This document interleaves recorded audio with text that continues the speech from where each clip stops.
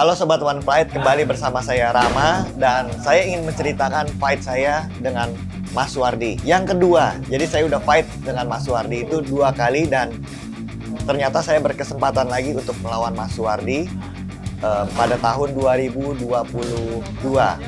Dan awalnya persiapan saya itu bukan untuk melawan Mas Suwardi, tapi persiapan saya yaitu untuk melawan Agus Setiabudi. Tetapi bisa kita ketahui bahwa nantinya akan terjadi pergantian fight antara Mas Suwardi yang seharusnya melawan Ronald dan saya yang harusnya melawan Agus, dan akhirnya ternyata malah saya yang melawan Mas Suwardi. Jadi awalnya persiapan saya itu pada saat melawan Agus Setiabudi yaitu untuk fight selama 3 round. Jadi dan strateginya pun juga untuk mengatasi teknik-teknik dari Agus, bukan untuk melawan Mas Suwardi. Jadi saya persiapan setiap hari di Warrior dan saya tetap berlatih seperti biasa dan lumayan cukup keras. Jadi strateginya itu untuk melawan Agus itu justru saya ingin melakukan kuncian dari posisi atas maupun bawah, karena kita bisa tahu Agus itu memiliki gulat yang sangat bagus, tetapi dia kurang memiliki finish, yaitu kurang memiliki submission ataupun ground and pound dari posisi atas, top. Dan saya ingin mengambil kelemahan itu dari Agus, dan itulah persiapan saya setiap hari di sasana saya di Warrior. Pada saat itu saya nggak berusaha untuk mempatokkan waktu, saya harus persiapan berapa lama, karena memang pada dasarnya pada saat saya di karantina, dipanggil One Fight dan di karantina di hotel, kita tahu pada saat 2022 itu masih ada COVID. Dan ternyata lawannya Mas Suwardi, Ronald, dia ternyata terkena COVID karena peringkat saya di atas Agus Setiabudi. Jadinya saya yang dipanggil, yang ditawarkan pertama kali untuk melawan Mas Suwardi. Awalnya saya bimbang. Untuk melawan Mas Suwardi karena persiapan saya menurut saya sangat kurang. Karena saya siap untuk persiapan saya itu untuk 3 ronde, bukan untuk 5 ronde, bukan untuk fight panjang. Memang udah nggak ada waktu lagi, karena memang waktunya mepet dan acara tetap harus jalan. Jika saya tidak menerima fight tersebut, mungkin akhirnya Agus yang mengambil fight tersebut dan saya yang tidak mendapatkan lawan. Di pertarungan pertama, saya unggul dengan striking saya, dengan pukulan-pukulan saya banyak yang telak masuk. Tetapi ada satu momen di mana saya melakukan tendangan dan saya terbanting oleh Suwardi, sehingga posisi saya ada di ground. Dan Mas Suwardi pintar dari posisi top, dia mengumpulkan banyak poin, walaupun pukulannya tidak signifikan bisa meng-KO saya, tapi dia pintar berusaha mengambil poin dari posisi tersebut. Di ronde pertama justru saya yang menyerang dia, pukulan striking saya yang banyak masuk, karena saya setiap fight pasti saya melakukan evaluasi dan saya mengimprove striking saya, dan bisa kita lihat terbukti di fight tersebut bahwa ronde pertama pukulan striking saya, pukulan bersih yang masuk ke arah Suwardi dari posisi striking, saya lebih unggul dari Mas Suwardi. Yang awalnya mungkin dia berpikir dia bisa mengalahkan saya dari posisi striking, karena dia tahu keunggulan saya juga berada pada posisi ground. Tapi ternyata pada saat dicoba, malah dia yang terkena banyak pukulan dari posisi striking. Pada ronde kedua, saya berusaha melakukan guillotine karena dia berusaha melakukan takedown. Tapi karena licin, akhirnya guillotine tersebut terlepas dan saya berada di posisi bawah. Mas Suwardi suatu tantangan buat saya, justru karena dia memiliki all-rounded skill yang all-rounded, bisa striking, bisa ground, jadi dia merupakan lawan yang cocok untuk saya, dan saya sangat menyukai bertanding melawan Mas Suwardi karena atas bawah bisa. Jadi saya bisa menguji kemampuan saya, bisa menguji striking saya, bisa menguji ground fighting saya, dan Mas Suwardi ini memiliki kuncian-kuncian yang tidak terduga, jiu-jitsu yang sangat bagus, dan kuncian-kuncian yang bisa kita lihat ini ajaib.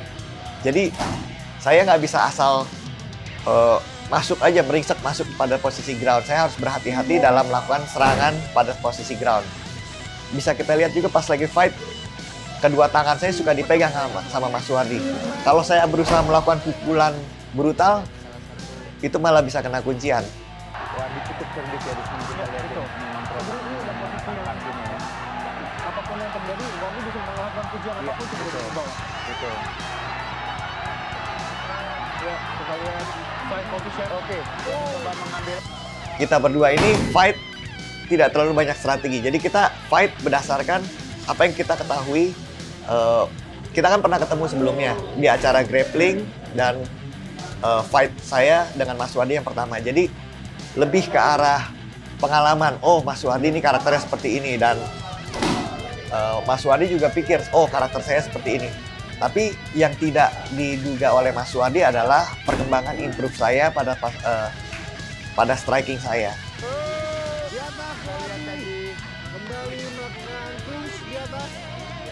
Saya bisa melihat kelemahan dia, yaitu pada saat dia tidak percaya diri lagi untuk meladeni striking saya, dan dia berusaha menghadapi saya, membawa saya ke posisi ground. Tapi pada posisi ground akhirnya saya tahu, oh Mas Suwardi ini mau mengumpulkan poin dari posisi atas. Dan akhirnya saya juga mikir, oh kalau gitu kenapa nggak saya aja yang ngajak dia ke ground dulu, saya banting dia dulu. Akhirnya saya mengumpulkan poin dari posisi atas.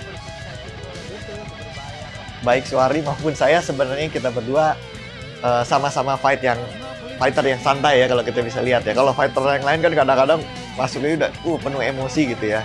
Jadi memang Mas Suwardi ini memiliki aura yang santai aja fightnya. Jadi nggak terlalu bukan orang yang beringas.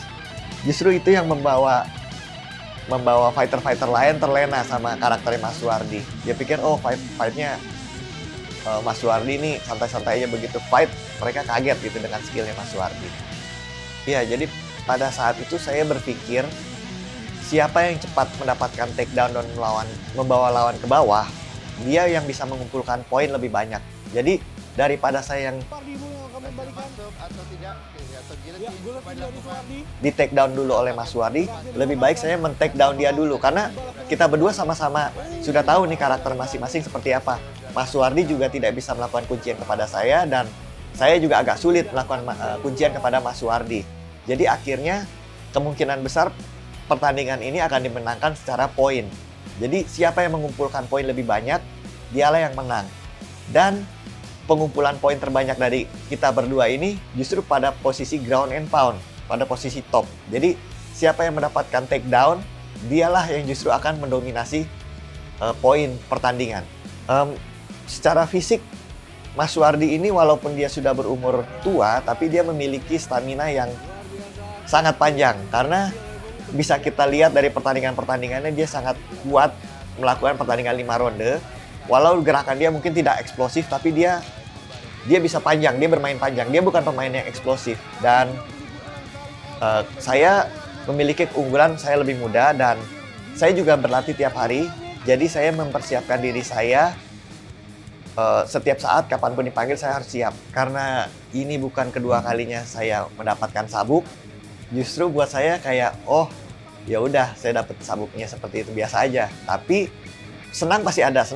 Tapi maksudnya saya kayak, saya lebih mengingatkan diri saya, oh saya tuh nggak boleh jumawa, nggak boleh besar hati kayak yang sebelumnya. Saya dulu sebelumnya sempat sedikit jumawa, dan saya berada pada posisi atas, dan ternyata mempertahankan sabuk itu memang tidak semudah itu ya, karena semua orang kayak pengen mengalahkan saya.